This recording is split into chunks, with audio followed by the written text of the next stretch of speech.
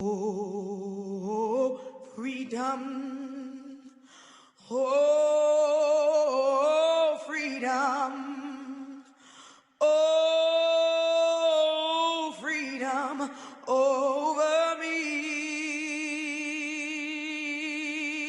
And before I be a slave, I'll be buried in my grave and go home to my Lord and be free. Oh, freedom. Oh, freedom. Freedom. Oh, freedom. Oh, freedom over me. Over me. And before I be a slave, I'll be buried in my own grave and go home to my Lord and be free. No more weeping, don't you know? No more weeping. No more weeping over me. And before I be a slave, I'll be buried in my own grave. Greetings, esteemed guests, fellow students, faculty, staff, and distinguished alumni. It is my pleasure to welcome you to the annual Dr. Martin Luther King Jr. Living the Dream ceremony. With this program, we like to honor the life and legacy of Dr. King with reverence, gratitude, and service. I'm reminded of a quote by Dr. King that I'm paraphrasing that says, "Everybody can be great because anybody can serve. You only need a heart full of love." I believe that this embodies our distinguished honorees, our speaker of the hour, and hope it encourages our students to hold fast to your ability not only to serve, but to lead in love. The event this evening is co-sponsored by the Minority Mentor Program and the Office of Diversity and Inclusion Initiatives. The Minority Mentor Program, MMP as it's called, at Mercer University is designed to give minority students the opportunity to connect and feel a part of the Mercer community. The purpose of this program is to provide social encouragement and academic support to participants. The mission of the Office of Diversity and Inclusion Initiatives is to cultivate a holistic learning environment dedicated to diversity and inclusion in an ever-evolving global society. On behalf of the Minority Mentor Program and the Office of Diversity and Inclusion, I'd like to welcome you to our program.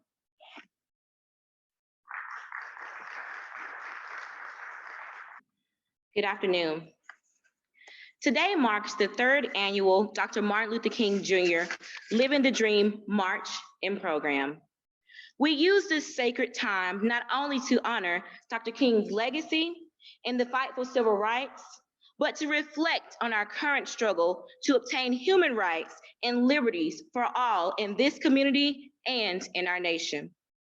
We march today in solidarity and silence as Mercerians to symbolize the historic March on Washington, held on August 28, 1963.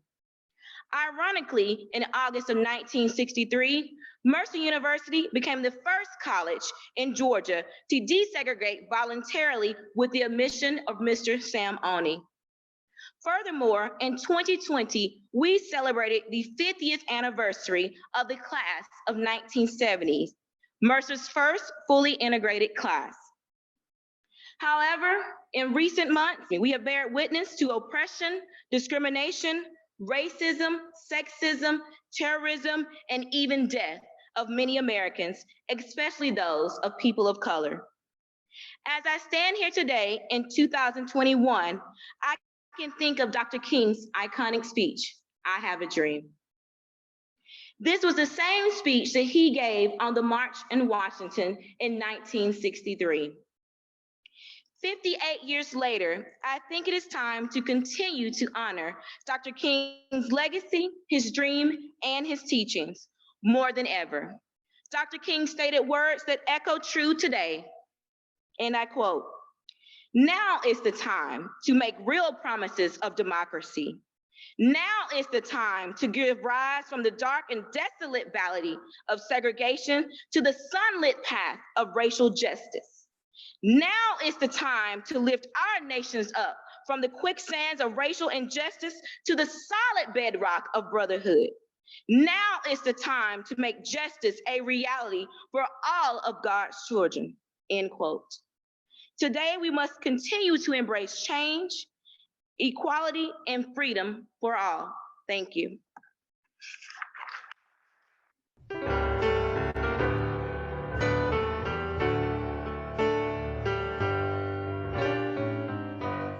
Lift every voice and sing till earth and heaven ring with the harmonies of liberty. Let our rejoicing rise high as the listening skies. Let it resound loud as the rolling sea. Sing a song full of the faith that the dark past has taught us. Sing a song full of the hope that the present has brought us. Facing the rising sun of a new day begun, let us march on till victory is won. Stormy the road we trod, bitter the chasing rod, felt in the days when hope on board had died. Yet with a steady beat and on our weary feet, come to the place for which our parents sighed. We have come over a way that with tears has been watered. We have come treading a path through the blood of the Scion. Now from the gloomy past till now we stand at last, where the white gleam of our bright star is fast. God of our weary years, God of our silent tears, thou who hast brought us thus far on the way, thou who hast by thy mind led us into the light, keep us forever in the path we pray. Lest our feet stray from the places of God when we met thee, lest our hearts drunk with the wine of the world we forget thee. Shadowed beneath thy hand, may we forever stand, true to our God, true to our native land.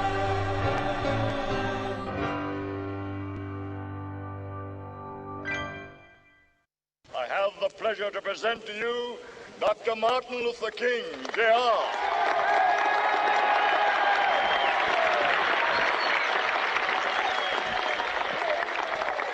I am happy to join with you today in what will go down in history as the greatest demonstration for freedom in the history of our nation.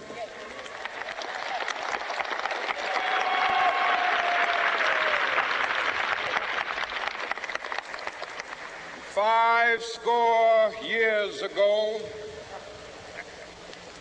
a great American in whose symbolic shadow we stand today signed the Emancipation Proclamation.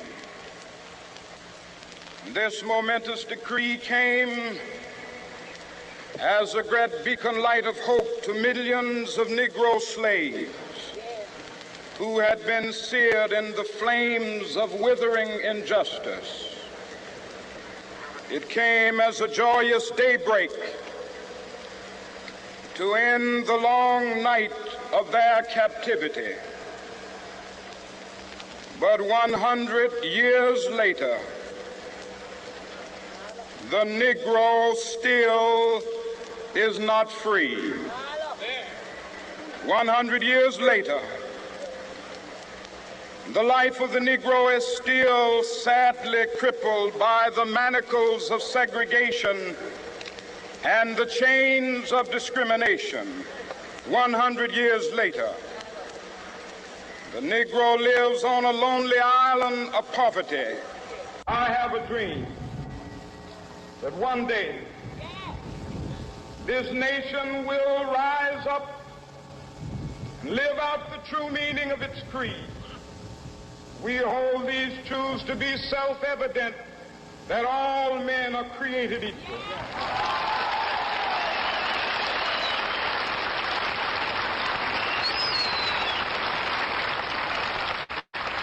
I have a dream that one day on the red hills of Georgia, sons of former slaves and the sons of former slave owners will they be able to sit down together at the table of brotherhood. I have a dream that one day, even the state of Mississippi, a state sweltering with the heat of injustice, sweltering with the heat of oppression, will be transformed into an oasis of freedom and justice. I have a dream. My poor little children will one day live in a nation where they will not be judged by the color of their skin, but by the content of their character. I have a dream today.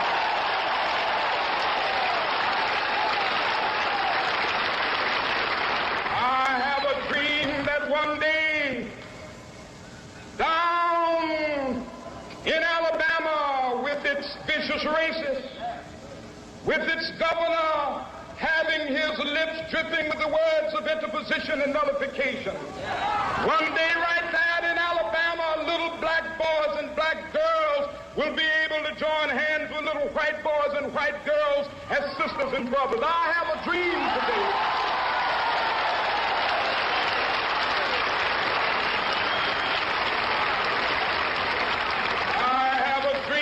One day every valley shall be exalted, and every hill and mountain shall be made low. The rough places will be made plain, and the crooked places will be made straight. And the glory of the Lord shall be revealed, and all flesh shall see it together. This is our hope. This is a faith that I go back to the South with. With this faith, we will be able to hew out of the mountain of despair a stone of hope. With this faith, we will be able to transform the jangling discords of our nation into a beautiful symphony of brotherhood.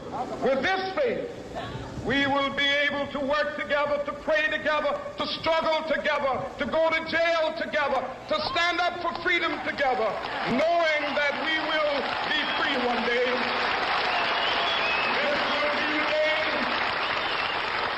This will be the day when all of God's children will be able to sing with new meaning, my country, tears of thee. Sweet land of liberty, of thee I sing. Land where my fathers died, land of the pilgrim's pride.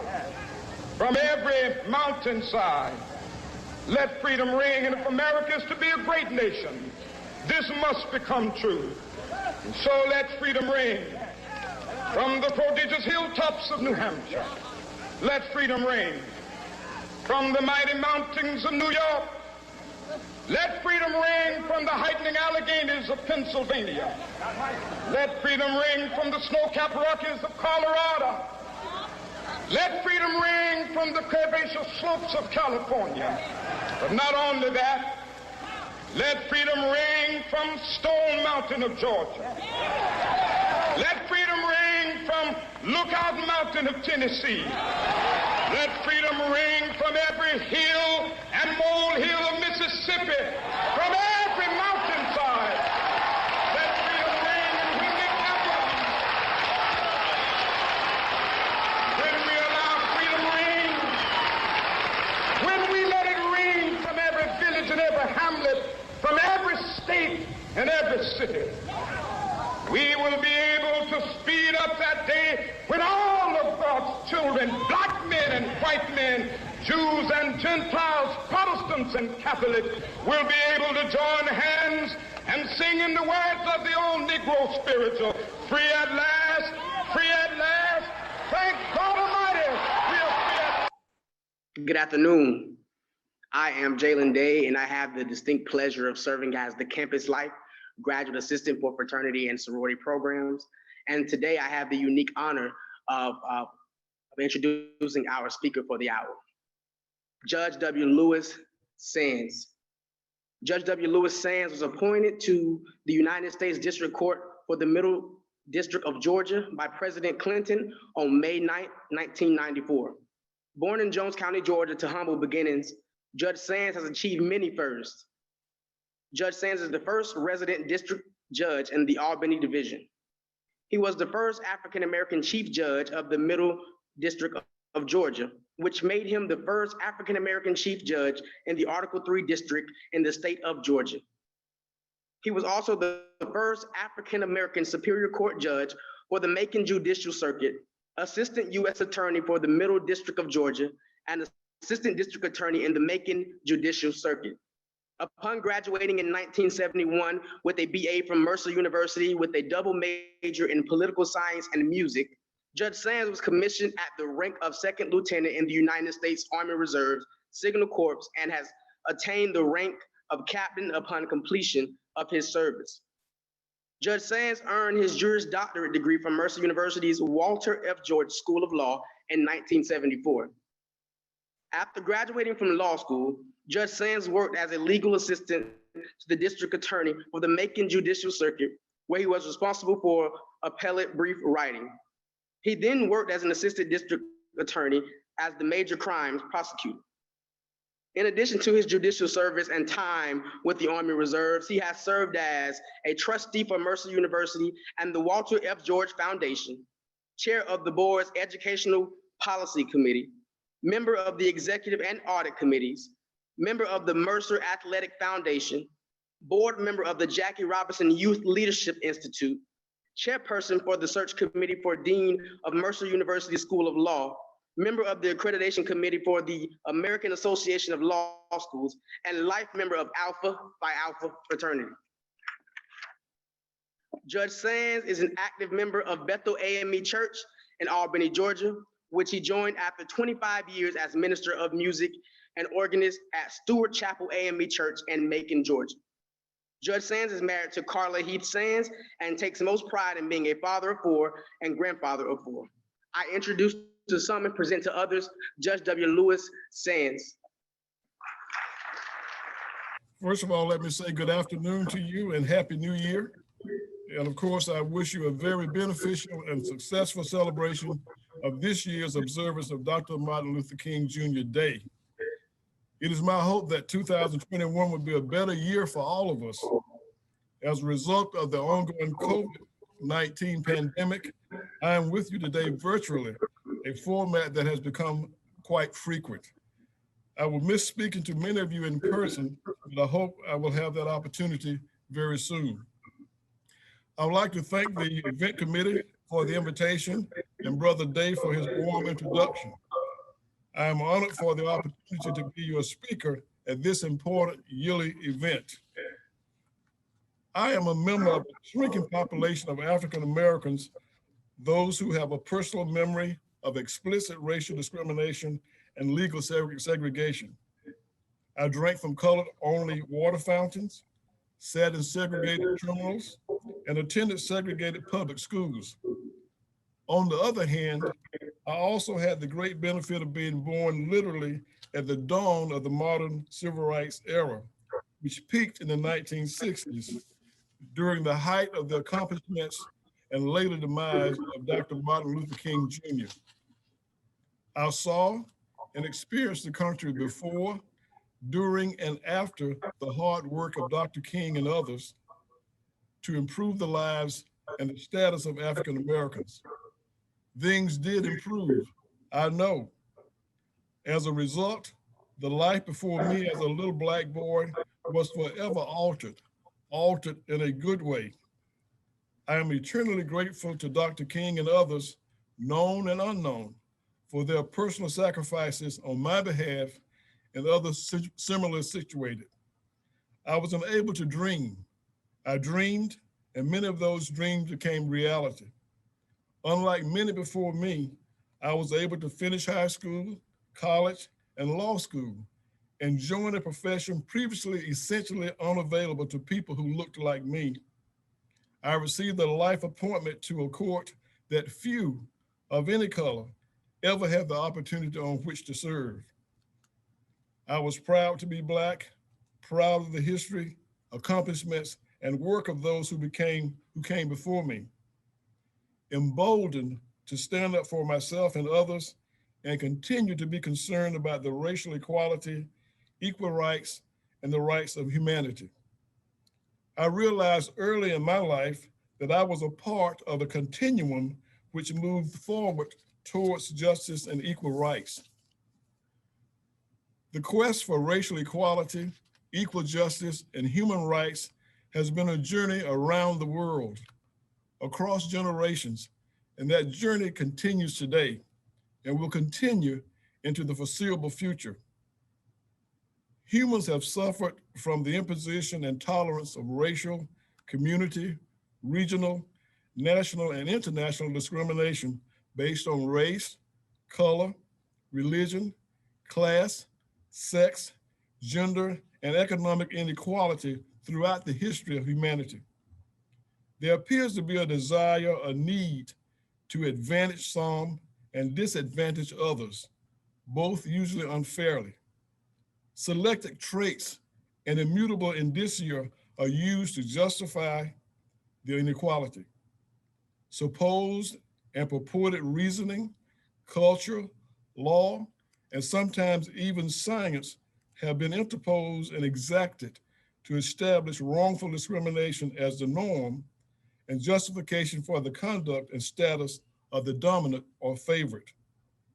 Yet, we have known concurrently that these distinctions are wrong and neither maximize human progress nor elevate humanity. A unique characteristic of human beings among mammals is the voluntary tendency to engage in conduct and beliefs known to be debilitating, destructive, and certainly not in the best interest of the species. Ultimately, over time, long or short, the ignored, abused, and disadvantaged resist, decline to cooperate. They rise and strike out against the establishment and those who support and benefit from it. As a result, all are placed at risk, and none under the influence and effect of wrongful discrimination can attain long-term stability, true safety, or real security. Notwithstanding this clear risk and consequence, the established often choose to strike out, to rebuff, to resist, and to use various devices, legal and illegal, in order to maintain the status quo. Unfortunately, as a result, violence on one side or both, in some form, almost inevitably becomes a part of the conflict. Countless conflicts confrontations, and even wars have resulted, rendering a tremendous cost in lives, well-being, and economies. Thus, even as the world has become more complex, interconnected, and risky, the challenge today remains the same: how to eradicate the inequities without destroying the things equitably beneficial to all, the oppressor and the oppressed. A 20th century method has been referred to as nonviolent disobedience. It involves intentional disobedience to laws or practices and cultures that enforce unwarranted discrimination. Gandhi was a prominent leading proponent of this method, which was adopted and adjusted to his purpose by Dr. King and others during the modern civil rights movement of the 60s. The method is based on the recognition that an unfair, discriminatory system cannot survive without the submission, cooperation, and the obedience of its victims. Rather than resisting by violence, one simply openly declines to obey. That disobedience requires the enforcer to force obedience, relent, or reform. The more oppressive and violent the response to the disobedience, the clearer the injustice imposed.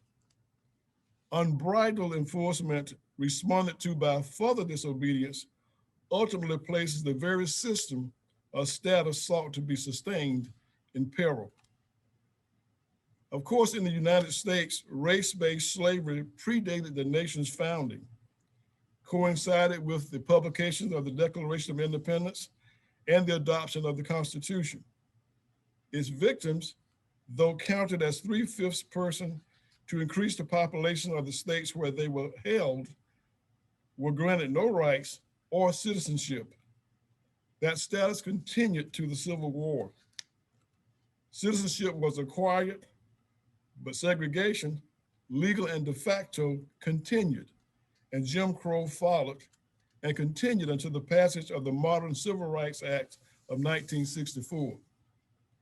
However, there was always pushback and resistance by many, some well-known, most unknown. There were many victims, again, some known, countless others nameless. Though painful and unduly slow, there was progress, but racial discrimination, inequality, and lack of equal justice under the law remained. Overcoming these was the cause, focus, and work of Dr. King. The civil rights movement under the leadership of Dr. King had a significant impact on me and my generation. The movement and the resulting and associated changes in federal law expanded our personal horizons and emboldened us to step forward in the insistence of the enforcement of our rights and personal dignity. At my house, we listened to the news on the television and radio, took the local and area newspapers, papers oriented to the Black community, and of course, there was Jet and Ebony magazines. Black history was observed in each February. My church, the African Methodist Episcopal Church, was independent and international in its sphere of authority and influence. As a result of those and other sources, I had a keen awareness of the changes and the challenges that existed. As a child in the Deep South, it was expected that one would address adults with no sir, yes sir, no ma'am, and yes ma'am. However, that practice of etiquette was overlaid with the racial practice of whites referring to Blacks without regard to age as boy and gal, and no sirs or ma'ams by whites when addressing Blacks. An elderly Black woman might be addressed as granny. That racially tainted etiquette bothered me. Since I was articulate and had good command of the King's English, I used that to my advantage without incident. I simply declined to use the words yes or no. Instead, I answered in complete sentences in the affirmative or negative as appropriate. For example, when asked, "Is your mother working today?" I would answer, "My mother is not working today." In my own way, I refuse to obey and cooperate with the demeaning practice. One summer, after working very hard in the hot sun, recovering fallen peaches from beneath peach trees for a week, I did not accept that $4 was fair for a week's work. My fellow workers and I agreed, but I alone went further. I went directly to the window of the office of the owner and informed him of my dissatisfaction with what I considered to be unfair pay. He repeated to me the rate pay. I persisted. His foreman, who had overheard the exchange, intervened and informed him that he had observed that I had in fact worked hard and done a good job. The owner gave me $4 more. My response, "I'm still not coming back." A few years later, while I was still in high school, I worked at a cannery. It consisted of long hours of work in the summer sun in the open on paved concrete. It did pay minimum wage, $1.05 per hour. Although the Civil Rights Act had passed and was enforced, there were two separate lines for employees to clock in, one for Blacks, one for whites. The practice had continued. Although I understood that was illegal, I was bothered more by the fact that the line that I was in was very long and the line whites were in was relatively short. I was very concerned and mindful that I was not making money unless I was on the clock. In other words, the delay in clocking in was costing me money. I left the long line and went straight to the other clock, which by that time had no line. There was no one left in it. I sensed some surprise, apprehension, and concern as my friends and other Black workers looked on from the remaining long line. I clocked in, placed my card in the rack, and headed off to work. No one said a word to me. I did the same thing the next day, except that I went directly to the short line, the line which had been only for white employees. Still, nothing happened. By the end of the week, there were still two clocks, but the lines were no longer racially segregated. I had seen myself as simply acting in my own self-interest, but the impact was much more. Though a relatively small matter, it was positive, affirming, and empowering. Without intending to, I had inspired others to act accordingly. Later that summer, we were working, and shortly after completing the immediate job, we were caught in a deluge caused by a mid-morning thunderstorm. We sheltered under one of the truck trailers. Someone saw the plant superintendent approaching, and he had the reputation for firing on the spot for the least employee shortcoming, a misstep. It was still raining, but everyone except me quickly moved from under the trailer and engaged in busy work, the appearance of work only. Because it was still raining and there was no real work to be done, I stayed put. The superintendent could see me as he approached. When he got to the truck, he leaned down and looked at me. I looked at him and said, "Good morning." He responded, "Good morning," and walked away. Near the end of summer, when a young white male college student left to return to school, the superintendent needed a replacement. The job involved collecting the tiny blemishes cut from the already peeled, split, and then seedless peaches. This was done in a closed area inside and cooled by large fans. This work was done by white women. On our second meeting, the superintendent selected me as the replacement. I do not know if the first encounter had any impact on the latter, but I'd like to believe that it did. Following law school and Army officer school, I accepted the job as an assistant district attorney for the Macon Judicial Circuit. Before doing so, I consulted with the late Thomas Jackson, then a local civil rights lawyer, and later the first African-American judge in Macon. He was a contemporary of another civil rights lawyer from Albany, C.B. King. This courtroom where I now sit is in a building which was named for Mr. King. They were two of a handful of Black lawyers in Georgia outside of Atlanta. I had great respect for Mr. Jackson, whom I knew at the time, and his opinion was important to me. I was concerned that some in the Black community might not be warm to the idea of a Black prosecutor. As a law clerk in the DA's office, I had seen the process up close and felt that I could serve in that role effectively, fairly, and meaningfully. I guess I just needed someone I respected and who was respected in the Black community to sanction my view. After some discussion, Mr. Jackson noted how long and hard he and others had worked just to get Blacks hired on the Macon police force, the Macon, Georgia police force, and the Bibb County Sheriff's Office. And he asked me, who did I think made the real decisions as to who would be prosecuted and for what crimes? Clearly, it was the prosecutor.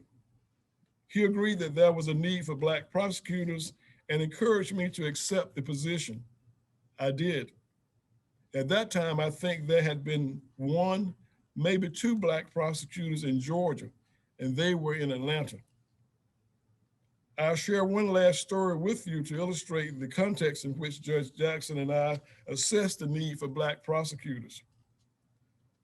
A woman who was a police informant and her male friend, both intoxicated, walked off the street into the detective bureau at the Macon Police Department. She asked one of the detectives for money and he refused her.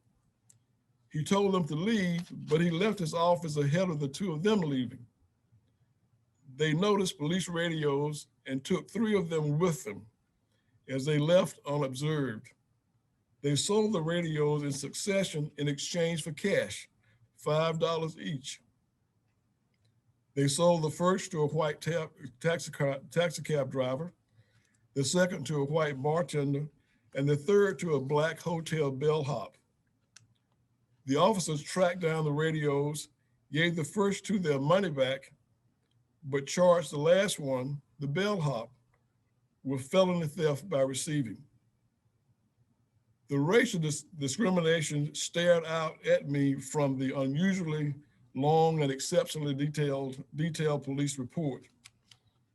Upset by what I observed, I spoke about it to my fellow assistant district attorney, who was later the district attorney and still later was the chief superior court judge there in Macon, Walker Pitts Johnson. He was a great friend. Walker was smart, fair, direct, and often used some pretty strong language. I told him that it appeared to me that I had 3 cases or no case. Without the least hesitation, he looked up at me and said, "What's the problem? Dismiss the blank of the blank." Without the need to discuss it further, he had reminded me and made it clear to me that I had the power to make it right. Yes, I had the power to right the wrong, and that is what I promptly did. Would others have done the same? Would others have noticed? As Judge Jackson and I had concluded, prosecutors had not only the power to prosecute, but the responsibility to be fair and just. The incidents and events that I've shared with you are mostly on the lighter side. However, I do have one awful memory. Emmett Till had been viciously killed in Mississippi when I was only 6 years of age. I had no current knowledge of that event ever happening. However, I do remember that as a boy, that there was a boy that I knew who was a few years older than I, was found on the side of a dirt road, having been bludgeoned to death. The whispered rumors had it that he had been beaten to death by a group of whites. To my knowledge, no one confessed or bragged about it, and no one was arrested and prosecuted for it. His funeral, like Till's, was open casket. What I saw sickened me, and I have never forgotten what I saw. I imagined the horror, suffering, and helplessness he had to have endured. Was his death accompanied by laughter and cheers? I wondered. Why couldn't someone do something about what was done to him? After all, I thought, he was a human being. Events of the past summer have made the necessity of justice for all clear, perhaps more than ever before. A renewed resurgence of resistance and pushback is the result, largely with your generation at the forefront. Perhaps that is as it should be. You are a part of a continuum in the pursuit of true equality and justice. Today, the celebration of the life of Dr. King is uniform, with virtually everyone in agreement that Dr. King was a great man who did great things for good causes in the advancement of humanity, equality, and equal justice. Such was not the case during much of his life. It was very much an uphill battle and climb, attended by hate, derision, injury, danger, and ultimately his murder. Few would now openly advocate that Blacks or other minorities, simply because of race, do not deserve or should not have under our law equality and civil rights, the right to vote, to freely assemble, to petition the government, to sit at a lunch counter, ride at the front of a bus, or drink from a water fountain. All these things and others were denied to some degree during the time of King's work and during my life. A continuous struggle and challenge to the status quo has been required. Justice, human and civil rights, and equality under the law were King's targets, his focus, and even obsession, not popularity, approval, or to elevate himself. The country during King's time, as always, had to be nudged and pushed. Progress could not be and was not left to consensus or capitulation, and neither was expected. The nation had to be forced to look and see and feel the reality of racial discrimination, its consequences, and the necessity of legal and racial equality, lest the Declaration and the Constitution contain only empty words. Even the abolitionists, in all their zeal to end slavery, had not uniformly looked upon the African victims and their descendants, free or slave, as equals. Segregation had not existed only as a legal institution in the South, but enjoyed de facto status across the country. Racial discrimination poisoned the South and the North, the nation. King therefore sought true equality, judgment based on character, not color or race. In response, at various times and places, resistance arose to varying degrees from the vestiges of racial prejudice and discrimination. Those vestiges, though less overt and without legal support, have yet to fully evaporate or entirely recede. Hence, in 2021, notwithstanding significant progress, the reality of racism and its impact continue and find support. Change is resisted. Today, it is still necessary to note and point out that Black lives matter. The need to resist, push, and nudge remains. In short, the work of Dr. King was not completed. His goals were not entirely reached.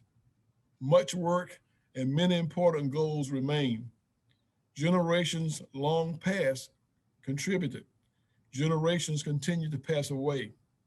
The torch continues to be passed. It is important to contemplate, acknowledge, and value the work of those who have gone before. Gather the anti-discrimination weapons and tools honed over the centuries, retool, add new tools, and continue the struggle. The King Day observance provides us such an occasion and opportunity. Equality, fairness, and justice begin with each of us as individuals and move out among associations, through intervention, the political process, governmental institutions, businesses, commerce, private organizations and institutions, and of course, educational and religious institutions. Equality and justice cannot be left to happenstance or serendipity. The attainment of equality and justice have to be intentional. Intentionality requires acknowledgement. With acknowledgement, the road ahead can be seen clearly and solutions to all problems seen and discovered more easily. Today and during the days to follow, we join with people around the world who remember and acknowledge the tremendous sacrifices and contributions of Dr. Martin Luther King Jr. for a better humanity.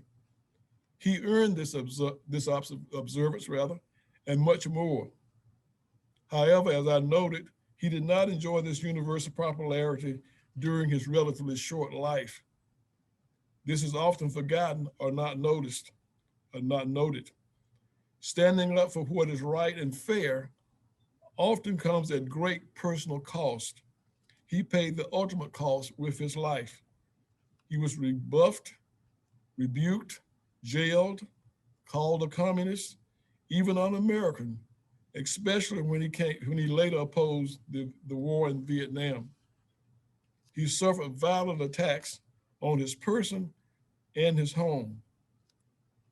I invite you to carefully, honestly, and realistically survey and examine his life, his causes, and his work. It will be instructive. You will understand that fighting systematic racism and inhumanity will be challenging, not for the faint of heart or loosely committed. Actions taken may not be popular. They will likely be criticized, rebuffed, and truth itself denied. There may be attempts to mischaracterize and vilify. All of that happened to King and others, yet he was clear in his goals, focused, and remained committed to the very end. Today's and future efforts for the cause require the same clarity, focus, and commitment. What would Dr. King want for you specifically today? He would want you to take clear account of who you are. Know that you are a valued and valuable human being, deserving of respect and all the rights of citizenship. He would say, let no one devalue you. He would also want you to get the best education you can here so that you can provide for yourself and those for whom you are responsible, and for you to live your life with integrity.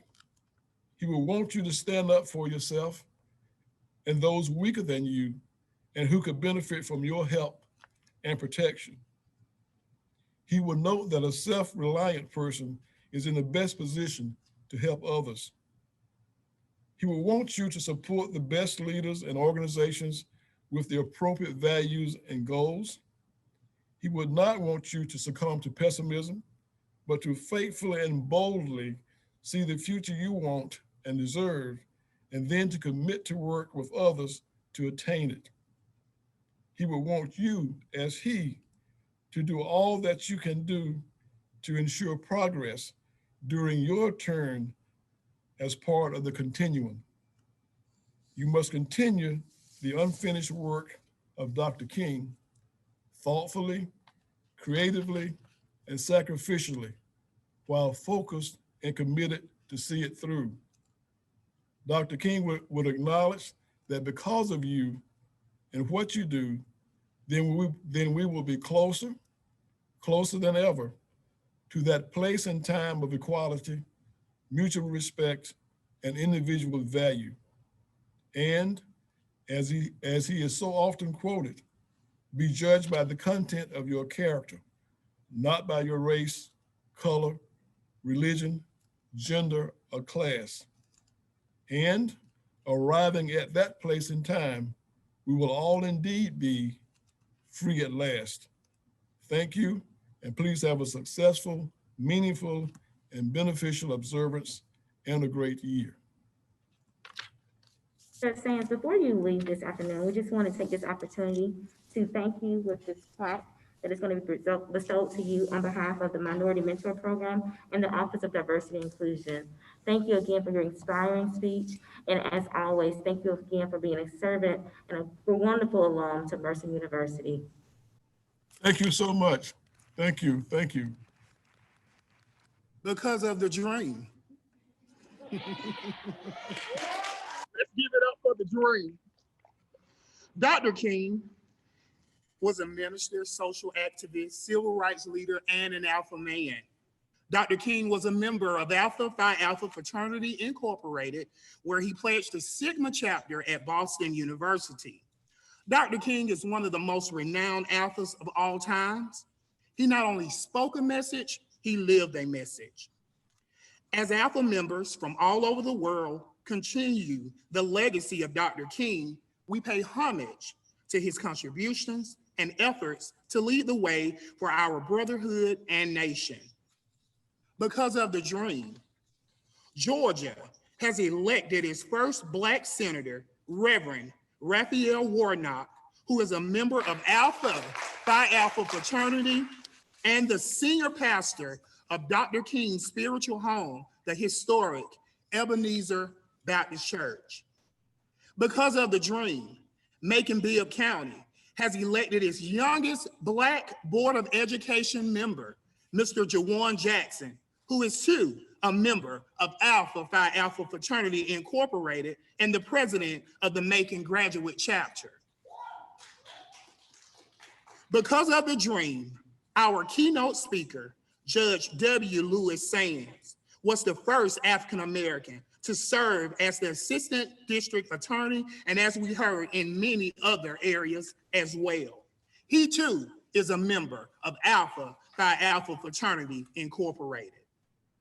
As we remember Dr. King's life, his service, and legacy today, let us also reflect on our own life messages and how we relate to one another and beyond.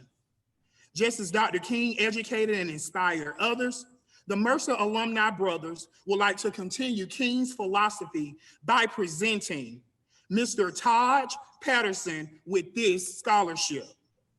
Taj, thank you for living the dream to become your best self so that in years ahead, you might contribute to your gifts towards making our world a brighter and better place. Congratulations. Taj, would you please join me? I would like to present you with this monetary gift and a certificate on behalf of the Epsilon Beta Lambda chapter of the Alpha Phi Alpha Fraternity. Thank you so much. You're very welcome. Thank you. Again, my name is Dr. Ansel Booker, Director of Diversity and Inclusion Initiatives here at Mercer University. During the Equity and Social Justice March and Visual in September, many people asked, what are the next steps in fighting against social injustice? The next steps are to continue to advocate for human rights, vote, lend a voice to the ear of democracy, challenge oppression at every step, and strive to leave an individual legacy that will ensure equity, access, and justice for all Mercerians and Americans. The occasion is now, and the time is always right to do what is right, and that starts today. Mobilize Mercer and Real Talk will host an event on January the 18th from 6 to 7 p.m. in Willingham Auditorium called The Middle Ground. Middle Ground will grant Mercerians a safe space to express their concerns regarding the current state of American politics. We are putting this event together to give students and professors the chance for collective healing through dialogue rooted in empathy and understanding. Through interactive discussions, participants will hear diverse opinions that will challenge how they view people with similar and opposing beliefs. This event is modeled after Jubilee's Middle Ground and Spectrum on YouTube series. Again, I thank you for attending, and I will see you Saturday at Service Saturday. So if you have not signed up, there's still time to sign up to do service on Saturday. And we also will see you again on Monday at the Middle Ground presentation. Remember, this is a day on and not a day off. Thank you for attending. Good afternoon, everyone. I am Tracy Artis, the Executive Director of Federal TRIO Programs and Minority Affairs. Folk, our work is not over, which is why we term the program Living the Dream. Today is an opportunity to celebrate the civil rights movement codified victories, but our job is not done or complete. We have to do a lot more to reach the mountaintop that Dr. Martin Luther King dreamed. We see today's observance as a moment for reflection and challenge in an ongoing struggle for justice for all. We need change as evidenced by the Capitol riots last week and the death of Black people killed at the hands of police: George Floyd, Breonna Taylor, Daniel Prude, Rashad Brooks, and many more before them. Also, let's not forget that out of the political and social freedom and struggle was birthed TRIO programs. We continue to fight for a level playing field for our students on campus, in our Macon community, and throughout the nation. Folk, our struggle is not over. Dr. King said that our lives begin to end the day we become silent about things that matter. We take pride that our college has given us the opportunity to host events like MLK Day in observance of Dr. Martin Luther King, but we need to challenge ourselves in the present to live up to the ideas marked by Dr. Martin Luther King Jr. It is true for our nation, and it is true for us at Mercer University. Let's keep doing the work started by our ancestors and great civil rights leaders. We must remain committed to equality, justice, humanity, and social change. Thank you to the Mercer University administration, Judge Sands, Dr. Pearson, Dr. Murphy, Ken Blair, and the Epsilon Beta chapter of Alpha Phi Alpha fraternity, Jalen Day, Taj Patterson, Dr. Booker, Nicole Smalls, and the TRIO staff. And we do thank our minority mentors and mentees. We also say thank you to the Mercer faculty, staff, and students for your support today. We encourage all students to register for the Minority Student Success Conference on February 12th. Our keynote speaker will be Dr. Keith Howard, Interim Dean of Graduate Studies and Professor of Mathematics. Each year, we, along with the Mercer University African American Alumni Association, award up to 15 scholarships to first and second year minority students. An essay and attendance at the conference are required to receive the scholarship. Thank you, and this concludes our program. Stay safe.